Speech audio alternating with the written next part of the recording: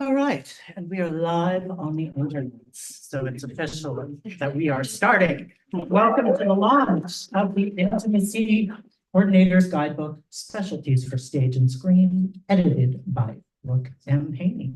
And we've got lots of the interviewers here. My name is Greg Newton. I am the co-founder of the Bureau of General Services Queer Division, which is the space you are in right now. I'm the co-founder along with my partner, Dom Jokum, I should mention, who's not here. But we're being helped by our volunteer, Sylvia Epstein. And the Bureau is an all-volunteer organization. And we rely on sales and donations to keep this little thing afloat. We've been in existence since 2012, and we've been here at the center since 2014. So we have a suggested donation of $10, but we always say give what you can, if you can. And I'll pass the bag around. You can also Venmo us at BGSQD, those letters that are all around you. The short explanation for our lengthy name is that we're a government agency for a government that does not yet exist. Thank you. I like when I get that response. Sometimes I get a puzzled look. Is it coming into existence? I don't know. So we are an all-volunteer queer bookstore. Our regular business hours are Wednesdays through Sundays from 1 to 7 p.m. And then we often stay open later when we have events such as this. The books, we don't have a ton of them. Usually when a book is $42 and it's highly specialized, I'm a little conservative on the ordering, so I apologize for that. But I thank you very much for those of you who did email me and reserve a copy. If some of the reserved ones are not claimed by those people, then we'll make them available and we'll let you know. But we can also get more copies and take your info and let you know when we get those in. So no fears. What else did I need to say? Oh, if you're not on our email list and you would like to be, you can sign up for that at the back of the room, and you'll get an email every other Monday about our upcoming events. And we keep a busy calendar here at the Bureau. We also always have changing art exhibitions. Right now we have work by Arturo Lizcano that's up on our walls, and that's always changing. This summer we'll be hosting an exhibition by Art Dykhouse. Where's it, Dyke Art House? I think it's Dyke Art House. That makes more sense. From Philadelphia. So it will be filled with art by lesbians over 40. So that's something to look forward to this summer. Before I hand things over, where did I put? No, did I pass my script in the donation bag? Who's got that donation bag? You have to memorize by now, but thank you. So I just wanted to read a land acknowledgement and a call for a ceasefire. So the Bureau acknowledges that our organization operates on the unceded land of the Munsee Lenape. We encourage you to join the Bureau in signing up to make a monthly donation to the American Indian Community Houses Mannahatta Fund.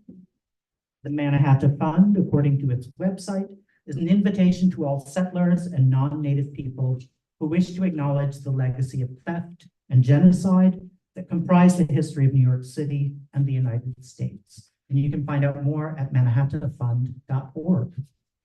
We also want to recognize that today, April 12th, is the 189th day of Israel's genocidal campaign against the Palestinian people, funded by our tax dollars and enabled by our government's unwavering support.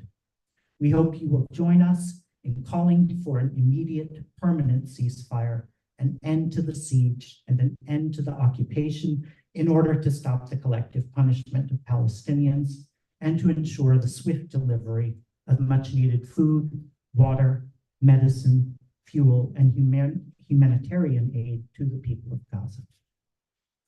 And now it is my pleasure to turn the mic over to Kristen Hamanasi. I hope I didn't butcher that. I did it. Yay. Thank you, Kristen.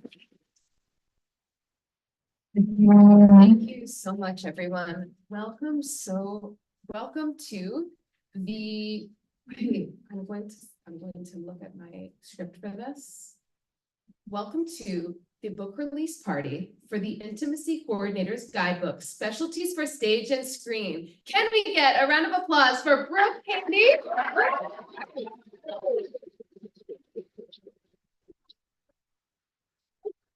It's so exciting. This thing that's so exciting about this book is that it's really a community effort. And so I'm also going to ask us to give a round of applause for not everyone who's been featured in this book, but a selection. I'm going to ask us to give a round of applause for Cha Ramos, Tanya Dunn, Troy, Amy Northrup, and Neil Mott.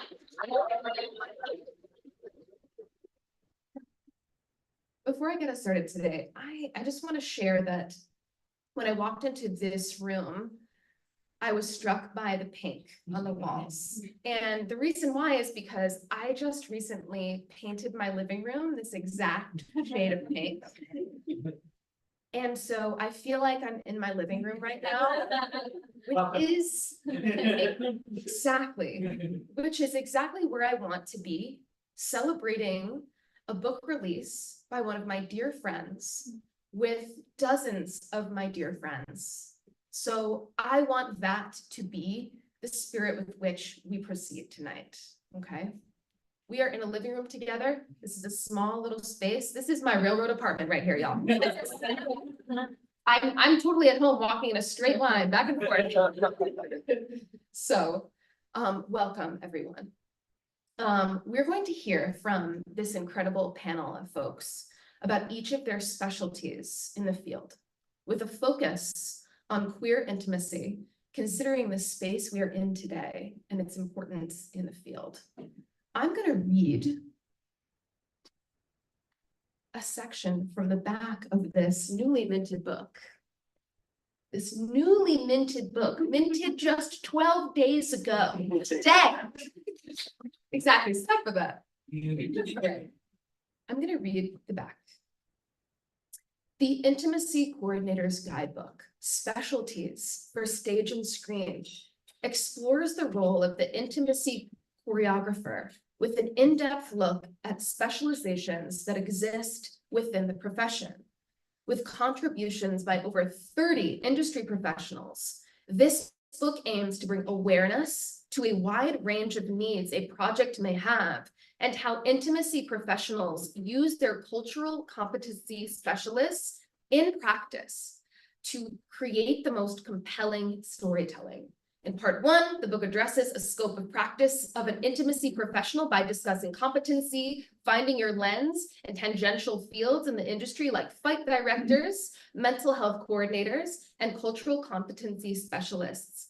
Part two covers specialties, like working with fat actors, Black American intimacy, dance, working on scenes of trauma, sexual violence and non-consent, and BDSM.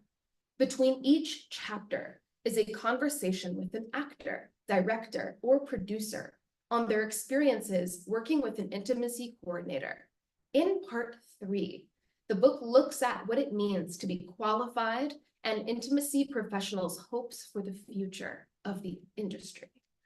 So as you are listening to these conversations tonight, know that there is honestly, this book has so much more than we can talk about in the 30 minutes that we have today. So obviously I encourage you to have a conversation with one of the panelists or with Brooke, or to purchase a book today so that you can take home this wisdom and knowledge that they've all compiled together.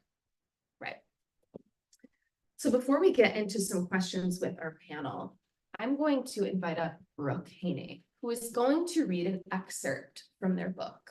This excerpt that Brooke's going to read will help us understand the lens of the text and why it's important to have representation of different specialties in the field. Please welcome up to the stage, Brooke Hay.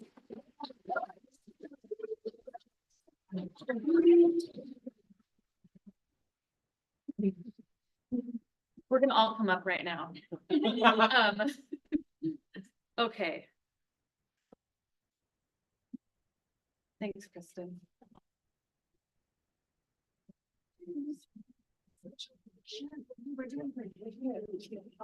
So good, so cool and talented.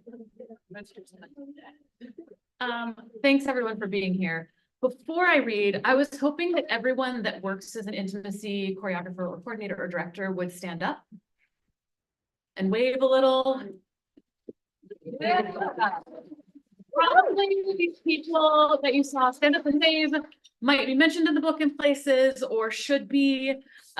This industry is like, there were way more wonderful people to ask to write for this book than that I could ask to write for this book. And several of you that just stood up and waved have blessed me and have been a part of my growth. And so I really appreciate you all for being here. Okay. I curated this book because I wanted to read it. I was hungry for a book that brought a bunch of voices from the intimacy community together in conversation about where we believed we should be competent and what specialties exist.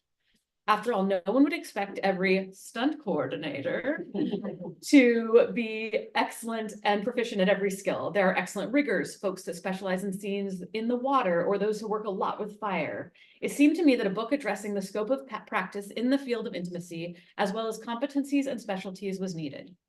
When Routledge did commission me to write it, I was beyond excited to ask the amazing people in this book to collaborate with me. This industry, while still in its early years, is full of incredible practitioners. I believe a diversity of thought is necessary to build the best foundation. So it was with incredible joy and deep responsibility that I selected the folks who wrote for these chapters. It felt important that there weren't an overwhelm of folks from one organization or philosophy. So I have endeavored to bring together a group that is composed of independent intimacy choreographers, as well as some that are running training companies. I have, as I said a minute ago, so many incredible colleagues that I couldn't possibly have invited everyone I would have liked to write for this book. Routledge was able to offer a small stipend for 11 of the contributors in this book. That was for me a deal breaker when negotiating the contract, as folks should be paid for their work and expertise. And it is part of why you paid so much for this book. So thank you. Often it's, especially in theater, folks are asked to contribute their labor for free in exchange for exposure. Exposure is incredibly important in a new industry, especially if you're a thought leader and want to make sure you're being credited for your ideas. And folks should still be paid for their work. However, it should be noted that Megan Gilron, Ann James, Sarah Lazoff, Amy Northup, lost my place, Nicole Perry, Laura Reichard, and Chelsea Pace volunteered their contributions so that other folks could be paid more. All of the voices that I found are special, and I'm incredibly grateful to each of them for being a part of this book and for contributing their time and talent. And here's the thing about the diversity of thought. We won't all agree. I don't align with everything other folks have written. Certainly there are things that I've written that others may take issue with, and there are ideas that may conflict. This is good. There isn't only one correct way to do this work. When I asked folks to write, I didn't look for the person I knew was right. I selected folks who were breaking ground and whose work I admire and asked them to write about their process. This book can only be an introduction to these ideas. Each chapter could be its own book. My hope is that as you read it, you will get a greater sense of what goes into working on specialized material and know better how to supplement your own learning.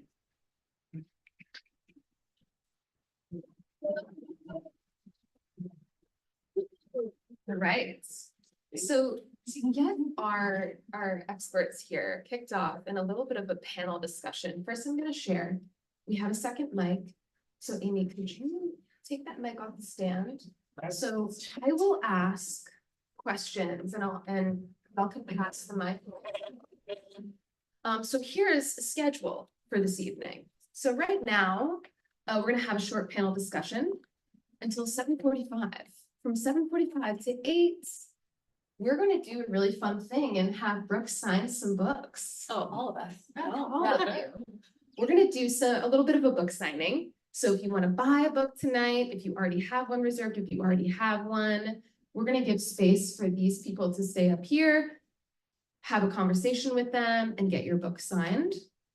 And then we'll chat and hang. And then there is a little bit of an after party tonight. We will, if you would like to come, we're going to migrate over to Henrietta Hudson's. Yeah. Where a bottle of Prosecco is waiting for us. And we're gonna toast to Brooke and to our amazing panelists. All right, so I'm gonna ask you to kick us off, Brooke. Okay.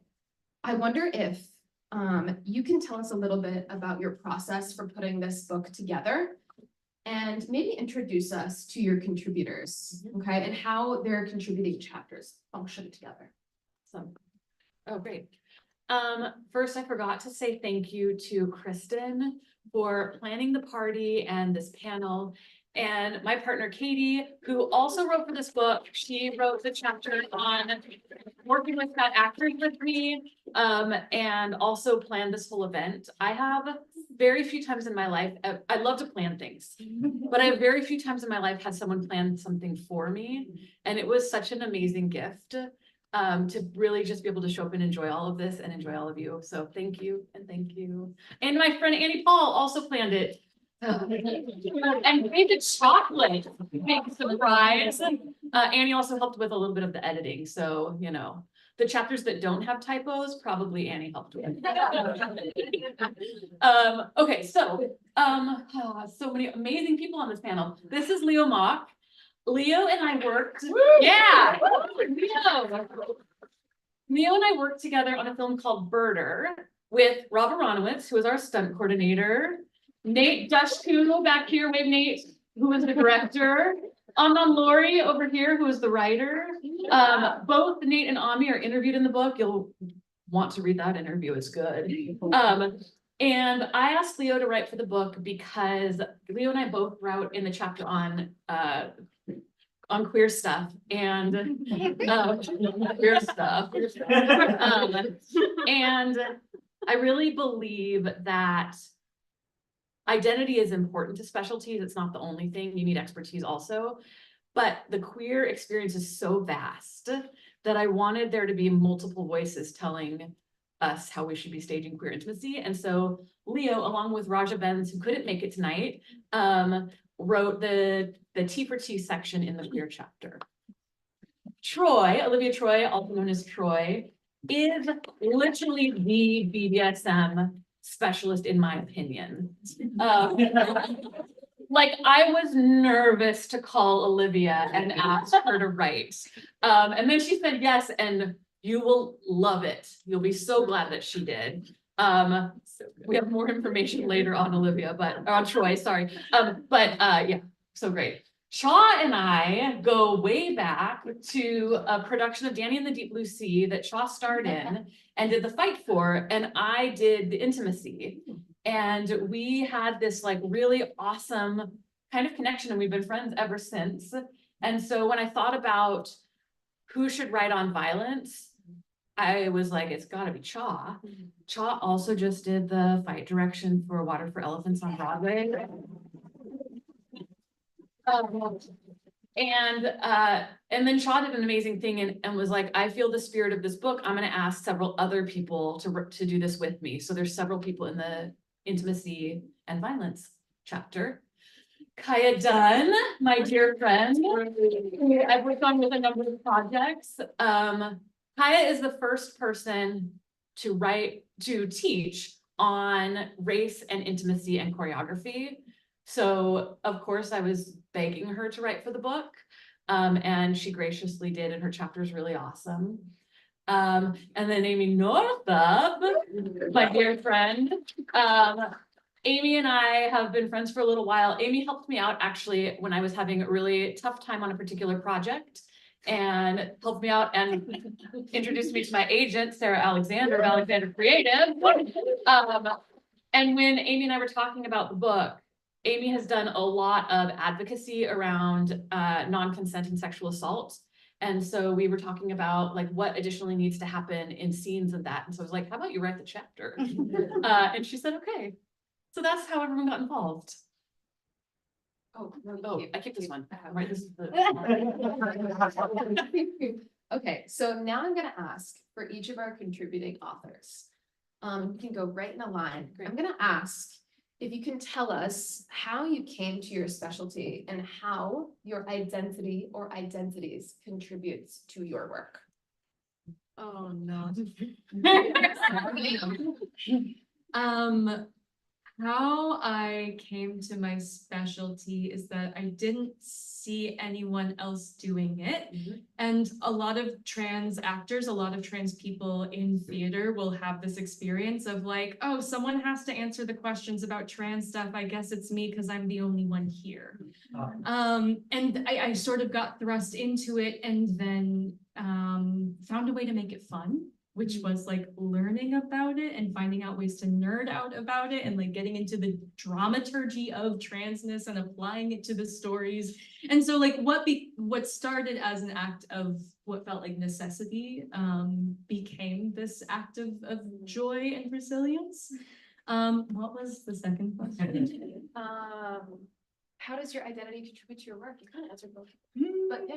Yeah, mostly curiosity. Yeah. I like one big takeaway from the chapter on T for T intimacy is like there's no such thing as like the way to have trans sex. And so much of it is about curiosity and discovery and saying, does this work? I don't know. Let's try and see. And I think I bring a lot of that to this work and like working with actors is saying like, hey, do you want to try this? You don't have to be like 100% like, yeah, I'm excited to kiss my coworker, but like, do you want to try and see how it feels? And moving through with that air of curiosity, yeah, tends to be how I drive. You ready? No. Hear from Troy next. Hi, I'm Troy. Okay, I'm sorry, repeat the question. All right. How did I get to my specialty? Tell us how you came to your specialty and how your identity or identities contribute to your work. Okay, so I got into my specialty of BDSM because I've spent many years. In fact, this is my 20th anniversary of as a BDSM professional. So that's how I came into this work, and I had started consulting for theater and for television as a BDSM consultant. Well, theater and BDSM consultant probably like 2007, 2010, I think was the first time. And so at around 2018, 2019, when the conversation about intimacy coordinating came up, I said, oh, that's what I've been doing? Oh, okay, well, I'm glad I have a name for it, because it was more than just sort of like saying, oh, this is how to spank or whatever. It was really just about like how to create an atmosphere, how to like, are you okay with this? Like that. So that's how I came into the work. And then once I learned what intimacy coordination was, I said, well, this seems like a no-brainer. So I should, I'd like to just learn this work so that I can do it not just intuitively and from the experience and expertise that I had as a BDSM professional, but also ground that work in the skill set and pedagogy that comes with intimacy coordinating specifically, because just because you have ideas about consent or because you have a queer experience or a kink experience doesn't necessarily mean that you are suited to do intimacy coordinating for film and television on a set. So I wanted to make sure that I had training so that I could do that safely and effectively. And then how my identity flows into that, I don't know, I is what I is. I just want to say really quick, Cha, before you take on the mic. the authors and I and Katie had dinner before this. And our conversation obviously was talking about intimacy coordination. And one of the things that emerged multiple times in the conversation was intimacy coordinator like catchphrases that need to go on tote bags or don't. So I'm just gonna say, Troy, a takeaway I have from what you just said is that how to spank should not be on a tote bag, right? Okay, got it. Great. That's great. It's like an IKEA blueprint. Okay, and we'll workshop that. Cha, I'm gonna invite you to answer the same question. Go for it. Hey y'all, I'm Cha. The sort of chapter that Brooke invited me to write about the sort of intersection of staged violence and staged intimacy is the kind of place that I have found myself in the industry, despite the fact that I think probably many of us could say we wear many more hats than that. And so I kind of want to name that to be like, yes, this is one of the things that people have latched onto, like, oh, Cha can do that. But that we contain multitudes. But the way that I kind of became someone who could do that is that I found intimacy through the fight direction community, and specifically Alicia Rodas, who's in the back over there, was one of the first people in the fight community who was talking about this work, who I got to interact with. I mean, many people in the fight community were talking about it, but I got to sort of learn with Alicia and have coffee with Alicia and be like, what is this? I'm obsessed. And that has become kind of the place where I find the most joy and where I get the most excited to create work, is at that intersection, the messy intersection of violence and intimacy. And that I think that, you know, my identity as a queer woman, as Latina, as white presenting, but first generation American, like, I think that a lot of the things about me are messy. And that I think that's why I enjoy those stories that aren't one thing, and that require a multitude of skills to create. And that's why I enjoy it so much, but also why I was so intent on bringing more than my voice to the conversation, because it felt like then it would just be simple again, right? It would just be me.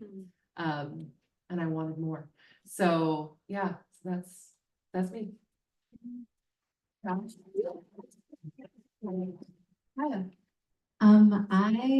I got asked,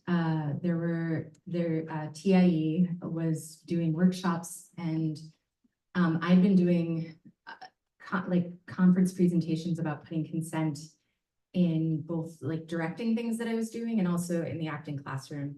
And I was also an affiliate faculty in women and gender studies and in Africana studies. And so they called and they were like, hey, we're noticing most of the people who are showing up for training are white women and some queer white men, and we want to diversify. And I was like, great, what do you have that people of color want? Because money is great. But actually, a lot of this content comes from Black feminism. It comes from the work of Audre Lorde. It comes from the work of Bell Hooks. If you read Real to Real or All About Love, a lot of these ideas are there.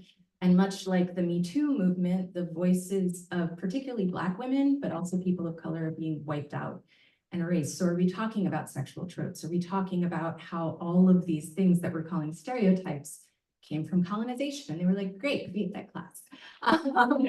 So I started teaching the classes, and it was a really great fit with sort of also my desire to just see more love stories, and my identity. I'm Black. And I love Black people, and I think you have to love yourself first, and that love goes to other people. So I in this chapter, I'm writing about African-American intimacy specifically, but Patricia Hill Collins said a lot of the things that were developed by Black feminism can apply to many other categories and cultures through their specific historical lens or trope, right? So this idea of these things that we're saying about this specific identity also can be carried over to talk about joy, to talk about how we show up in spaces. And also, like, around this time, it was 2018, and like all the Black love scenes were interspersed with shootings and scenes of violence. And I was so sick of going to movies and not seeing the way that we love, because I think that tells us so much about each other. So yeah, that's how I guess what I is.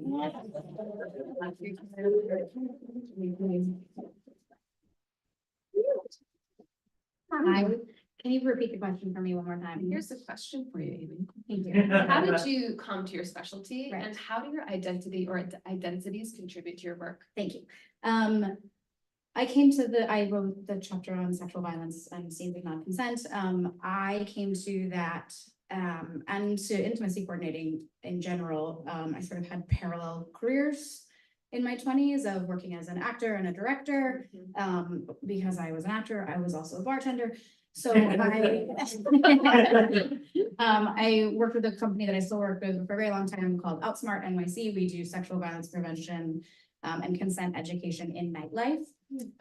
So for me, that was very much about like, if you try to take a HR culture or a corporate model of sexual harassment prevention or sexual violence prevention and apply it to a field that it has nothing to do with, it actually escalates harm. It actually makes it a joke. It makes it worse. We're able to kind of go like, well, that doesn't apply to us, so we can't have nice things.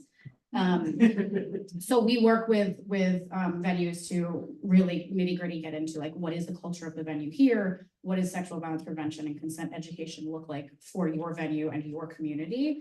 And then that led me to advocacy work I'm trained as an advocate for folks who report to hospitals as survivors of sexual and domestic violence. Advocates go in and sit with them and do just sort of like are with you through the process of deciding whether or not you want to have the different pieces of a rape kit done. If you decide, do you want to engage the police? How do you want to report? So I've done a lot of like one-on-one that I think really serves my intimacy coordinating. So similar to Troy was saying, when in 2018, 2019, sort of the conversation around intimacy coordinating was coming up, I felt like I was like, oh, that's what I've been doing this whole time, is training to do this. And yeah, I think identity wise, like I'm just kind of constantly looking at choreo and going like, can we make it gayer? Is there really? And I say that as a joke, but I also say that as like, that is a great lens. How can we make this more nuanced or pleasure based or like, of course, depending on what the story is, but even if it's not a queer scene, to look at it, make it gayer. Tote bag, first tote bag. More pleasure based. Make it gayer. Troy, my first specific question is going to be for you. No. Troy said, I wish it would not. You have the mic now. So I want to ask if you would talk a little bit about your work on the second season of Bonding. You were in that role, you were not only the intimacy coordinator, you were also in the writer's room. So I want to ask, why was it so necessary for them to hire someone who specialized in BDSM and or kink? And how were you able to contribute to the authenticity of that storytelling? All right, well, first I will say that I think as Cha said, we wear many hats. And so on that production, I wore a lot of hats as a writer, as the intimacy coordinator, and as a BDSM consultant for it too. And part of what that was that after season 1 of Bonding, and for those of you who haven't seen it, Bonding is a show on Netflix. It's a episodic show on Netflix about a dominatrix and her gay best friend. Gay male best friend. And so when season 1 came out, it was a wildly popular show. Like when he told me the numbers for viewership for that, it was just like, really? And so when they got a season 2, there was a little bit of wonder of like, okay, part of it was just like, all right, great, but we have a season 2, or what are we going to do with it? Now, while it was very popular for Netflix audiences, though, it actually got excoriated by the kink and sex work communities for the representation that was in that show. And so what the writer Doyle did is that he said, okay, well, I want to get this right. And, he was going off of his own experiences and his own information and knowledge. And so again, because we are the stories we tell, we want to have that representation in the room, and where it starts is in the writer's room, in that creative process. You can't retrofit a story. You have to actually start from its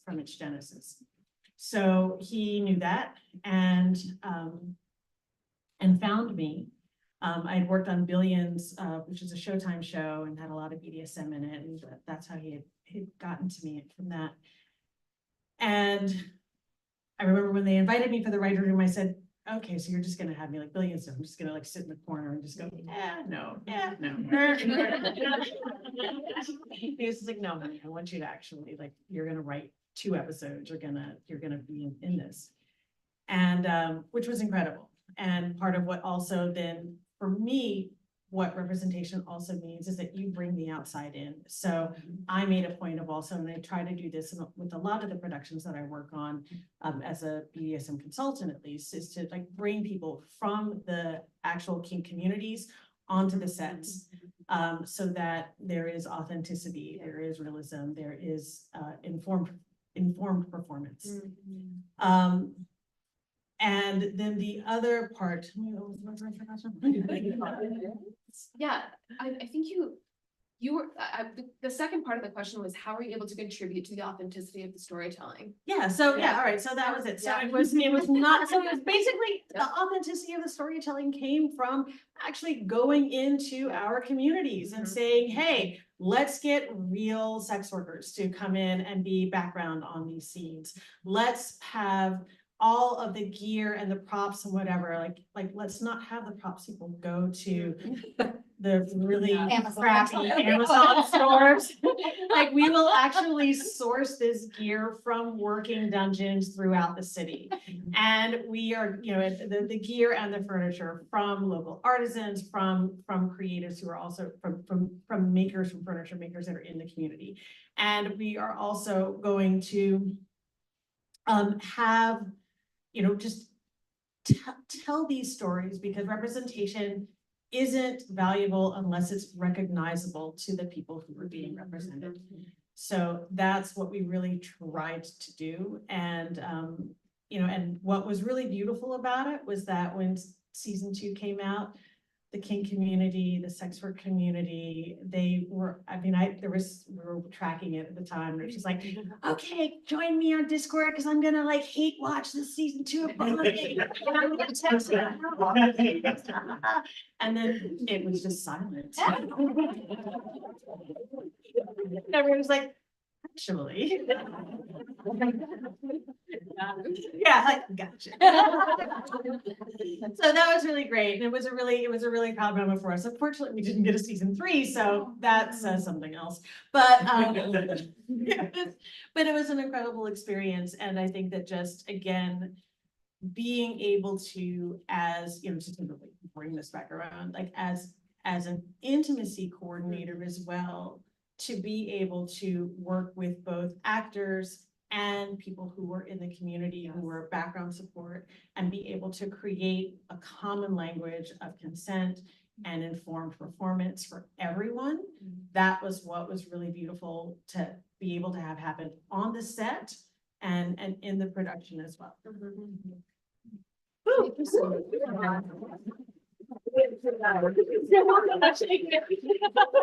You don't need to take that, man. I have a question for you, Avery. Okay, so you specialize and you wrote about working on scenes of non-consent. And according to the Human Rights Campaign, LGBTQ folks are statistically more likely to experience sexual assault than cis straight folks.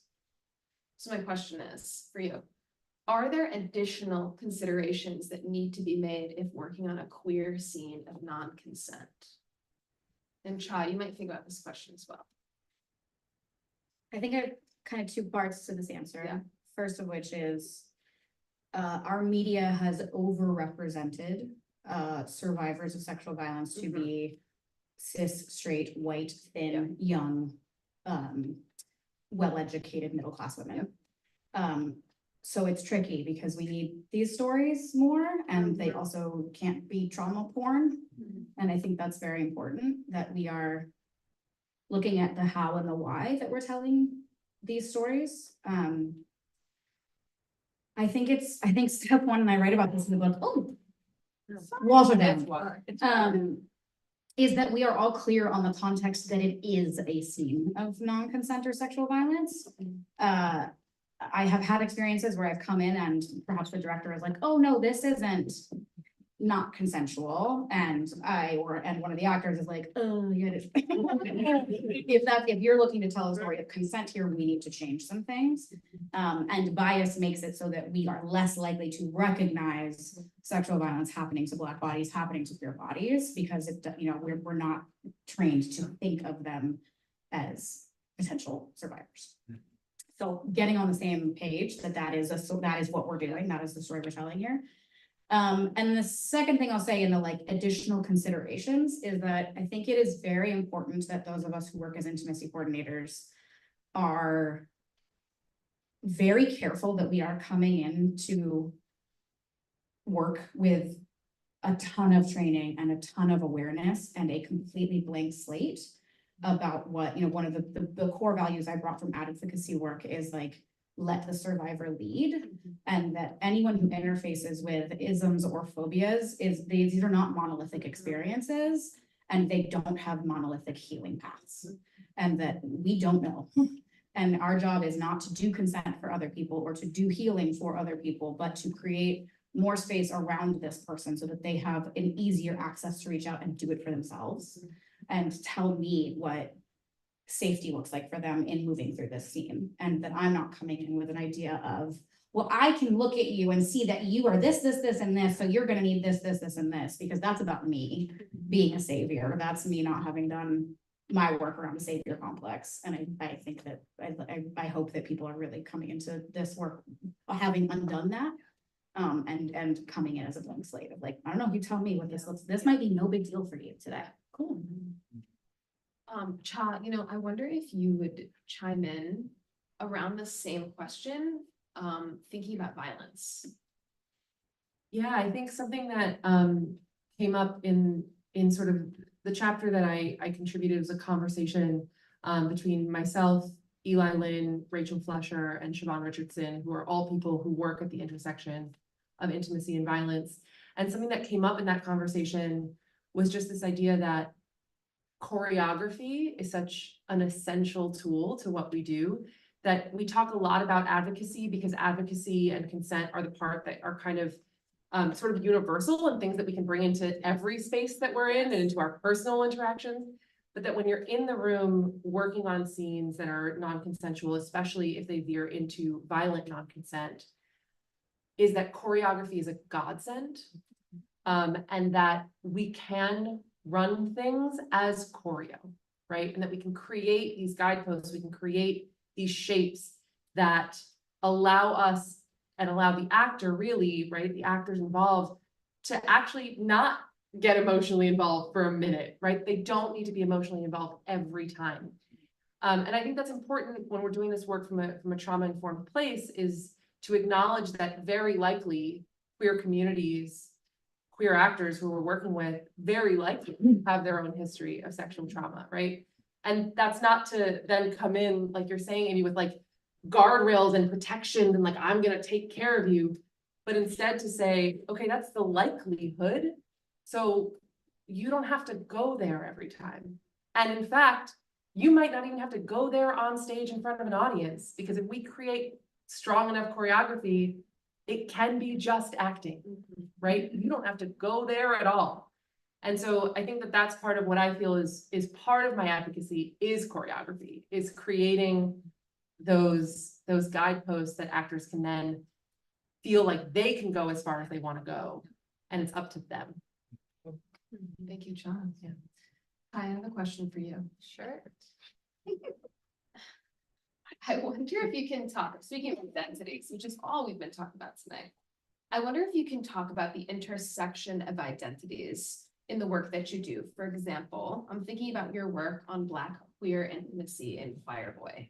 Sure. So I think I'll say, I teach a class on anti-racist and equitable theater practices. And one of the things we talk about is that when we talk about marginalized identities, we sort of always tend to put white bodies in everything that's not specifically race-based, right? And so right when the pandemic hit, in fact, the weekend everything shut down, we were supposed to do a summit at Princeton on race and intimacy.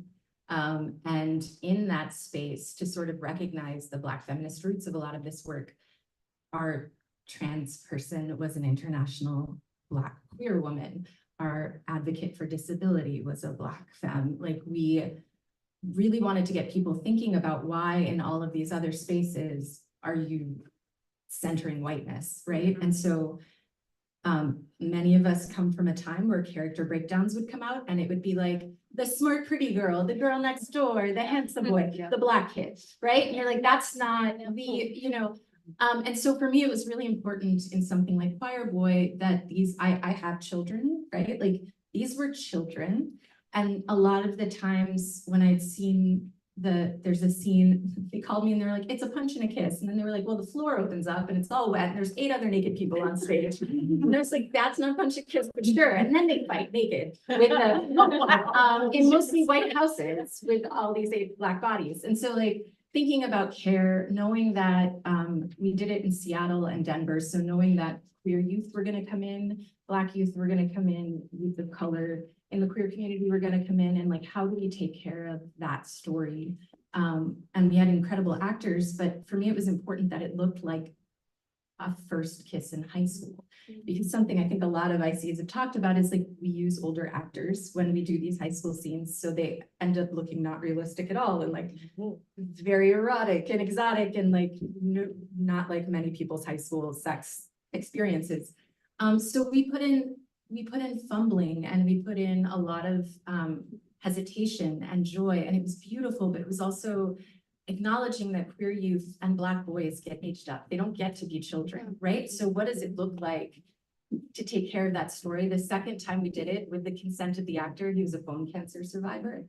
So we talked about touching his scars and taking care of his scars. And I'm a big believer that, like, if we show people, like, intimacy has the power to show people how we want to be loved or taken care of, along with how we do scenes and choreograph violence, we can also tell the stories of who we are, right? And so it was this really beautiful experience of having people talk and share and know something was different about that, right? Thank you, Kaya. Thank you.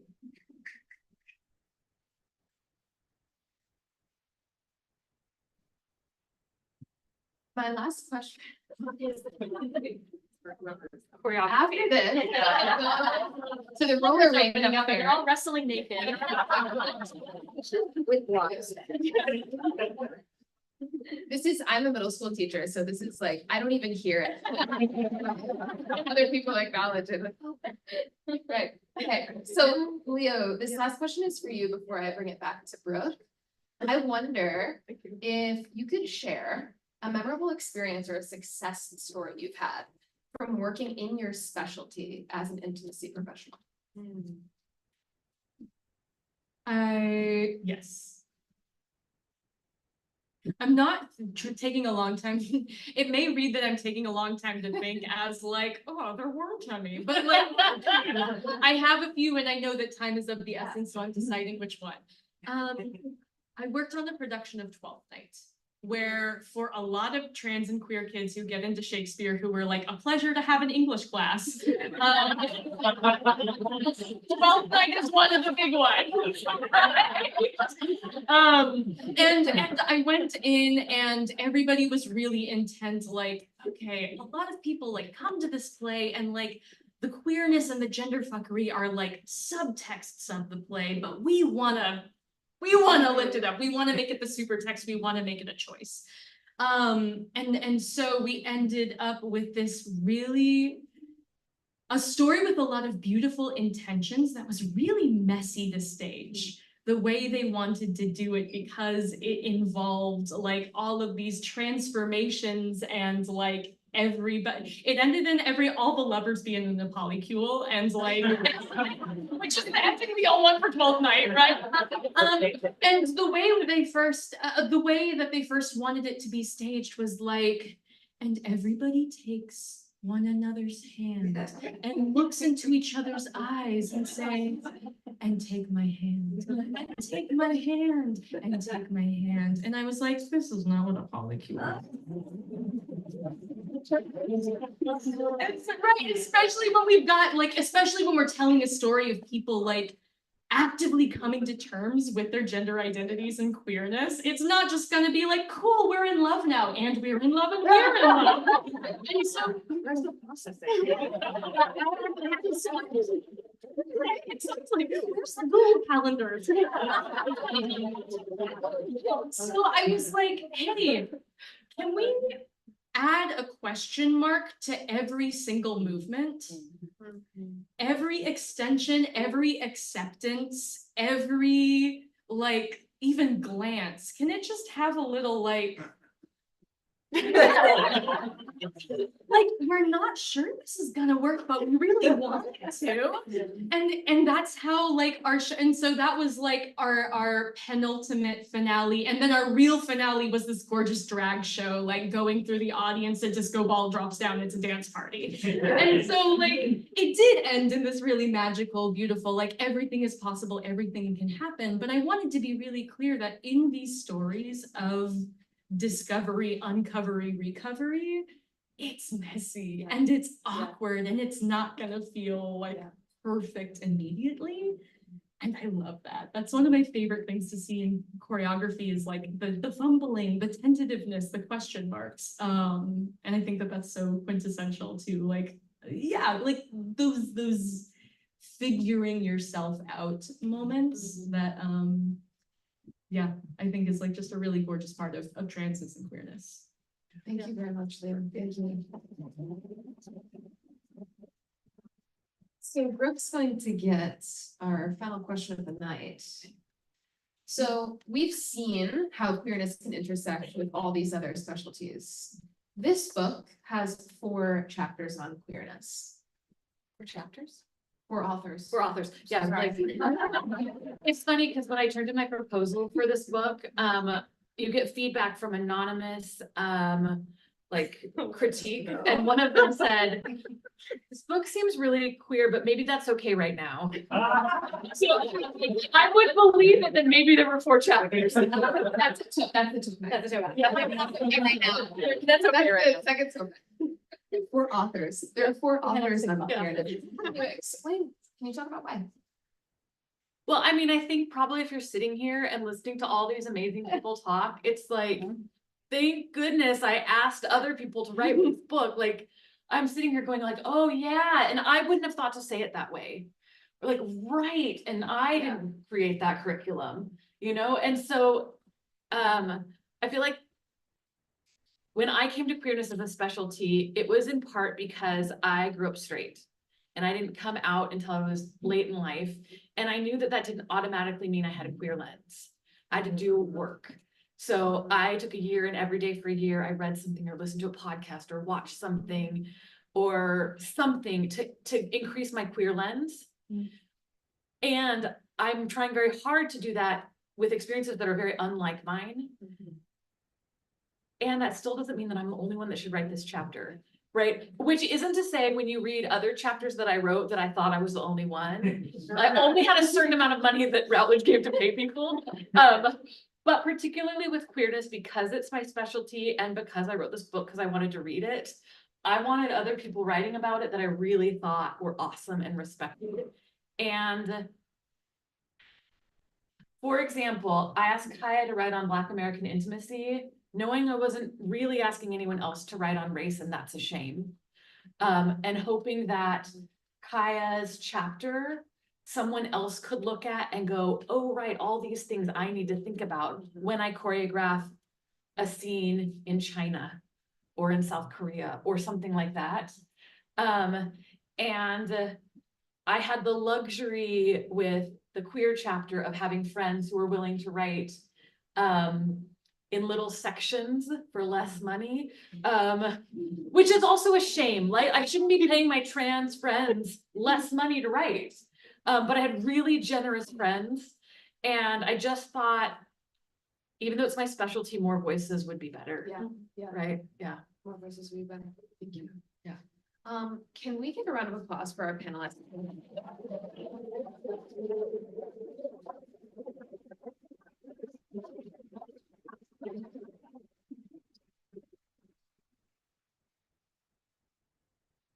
folks who took time out of their Friday night to come here to this little railroad apartment. Thank you so much. Authors who took time out of your Friday night to come be here and speak to your expertise. Thank you very much. We are going to open it up for, I think we have time for maybe, if there are 3 questions from the audience, we have time for 3. If there are not, so think, if you have a question, just think right now. You don't have to raise your hand yet. If there are not questions, then what we'll do is we'll invite folks up here for book signings. So I'll leave it open for a moment. If you have a question. Yeah. Go for it. Yeah, just speak up. Yeah. I think there was a thing that you're saying that there's a, you go in and create a space or facilitate a space. Versus you're now sounds like going in as intimacy coordinator, period. So there's like expectation in that. Like, how do you navigate, or is there any this happening? Yeah. In that. If anyone can take that. Oh, I wasn't offering. Maybe can I clarify the question also so that, hi, everyone in YouTube land. Thank you for being here also.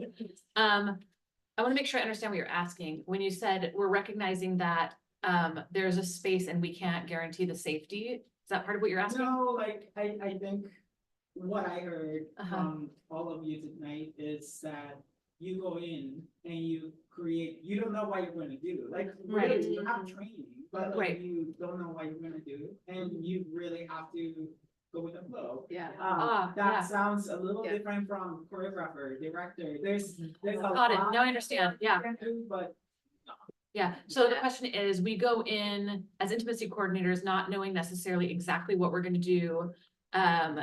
Unlike a director or a choreographer for dance, for example, who might plan out the choreography in advance. Okay, great. So my favorite directors don't come in with exactly what they're gonna do. They look at the body. And when I direct, I hope I do that. But we have boundary practices, right? So we figure out, if I'm in theater, I usually have more time, and we figure out like, okay, let me find out where your boundaries are. We call them gates, like if they open fences, like where's touch okay? And we have, so one of my actors is here tonight. But we were doing a scene and like we did the principles, and then when we did the understudies, I noticed one of the understudies had a lot of hesitation. And I just told them, like, I'm really good at my job. I can make anything look sexy. So what's important is that we tell this story between a husband and wife, but the touch doesn't have to be exactly the same, right? And so knowing where that person's back, I know what the story needs to be, and I know where the intimacy needs to go, because I'm in production meetings with people, or I'm talking to a director maybe 5 minutes or hopefully a week before we shoot the scene. And then we look at what the actors are going to do. So I'm not the sex police, right? I'm not like, you can touch here, you can't touch here. But we're looking at where people's boundaries are.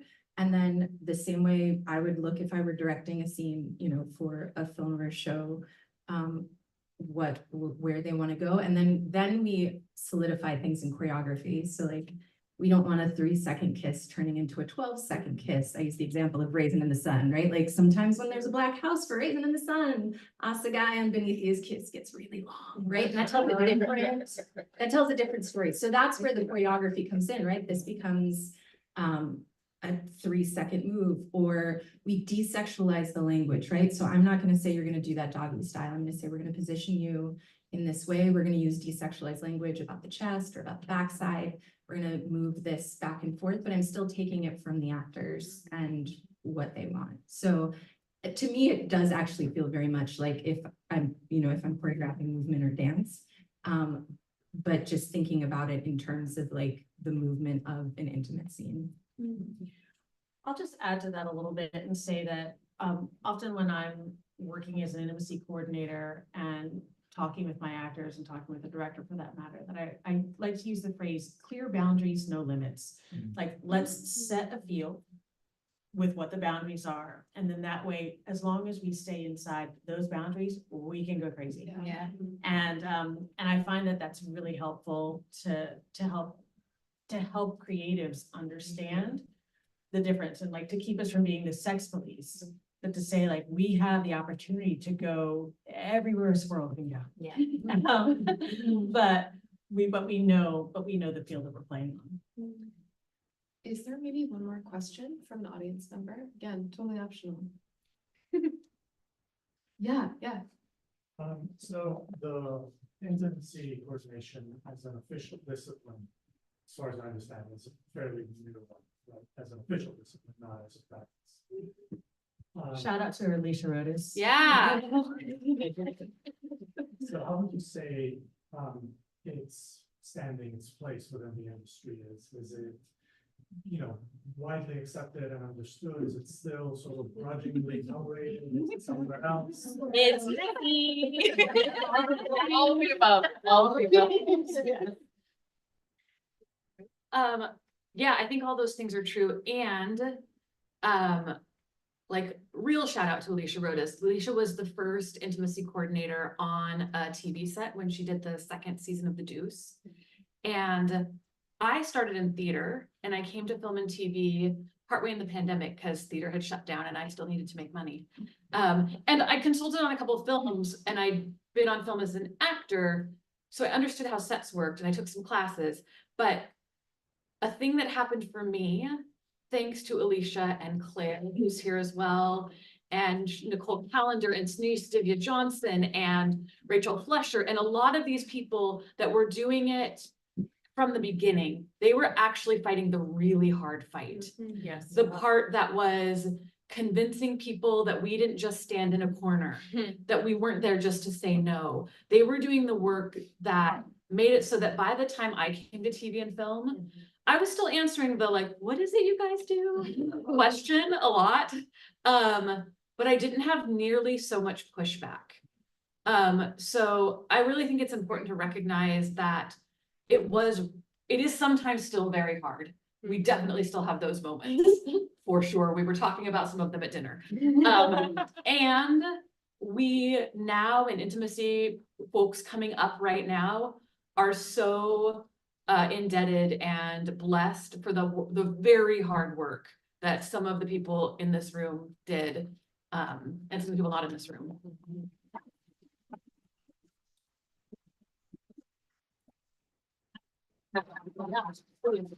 I also just want to say, right, like these vanguards and mentioning Claire was the first, that's Claire back there. Claire was the first intimacy director on Broadway, right? And still, like Claire's in the room right now, right? This is not an age-old, like, the first director on Broadway back in 1860, right? Like, that's not what we're talking about. We're talking about like us right now. And I think that one of the great things we were talking about at dinner is that not only is it about these vanguards who kind of like open the doors and us who continue to like pry them further open, but also the actors, the young people who are in university programs who are starting to have this as part of their training. It's crazy to walk into professional settings with someone who's in their early 20s who's like, yeah, I know what intimacy is. I did that in college. And it's like, that's part of it too, right? Is that the people that we're working with know what we do because we all as a community are saying this matters and it's important. And then the actors are feeling that and then asking for us. And so that's just huge to see that much happen in such a tiny amount of time, actually. Can I add one small thing? And one thing that I'm really excited that's like part of the fight that's happening now is being seen as actual like creative collaborators and not just fire hydrants that we keep in case of emergency. Of like, well, I checked that off the list, like SAG's happy with me now. But actually like being consulted and like being asked questions and being allowed in rooms, not just when we're absolutely necessary. And also like being credited not just by the minimum. Anytime there's so many shows I watch where I'm like, I want to know who did intimacy on that. And I spend 5 minutes scrolling down IMDb trying to find who it was. So right now, a lot of the fight, like there's still recognition and to be fought for. And there's still like that actual artistic allowance that's being fought for beyond just like the bare bones, like you were here and people said yes. Thanks, Leah. All right, so I'm gonna transition us, maybe with Greg's help. Sure. Okay. I'm gonna you're there with an official note card, so I'm gonna honor that. Okay. I'm gonna transition us into book signing. So is this back here the place where we're gonna do it, back here? That seems good. Great. So we'll do a little bit of a little meet and greet book signing. You'll have the authors up here if you've already purchased a book or if you would like one. And then in maybe 15 to 20 minutes, we'll have some mingling time. If you're interested in accompanying us, which you are of course welcome, we're gonna head over to Henrietta Hudson's. And of course, at the end of the day, we are in a bookstore, so please browse the books.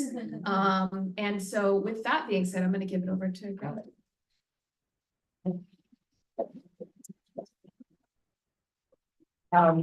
First, I'm gonna say goodbye to our online audience.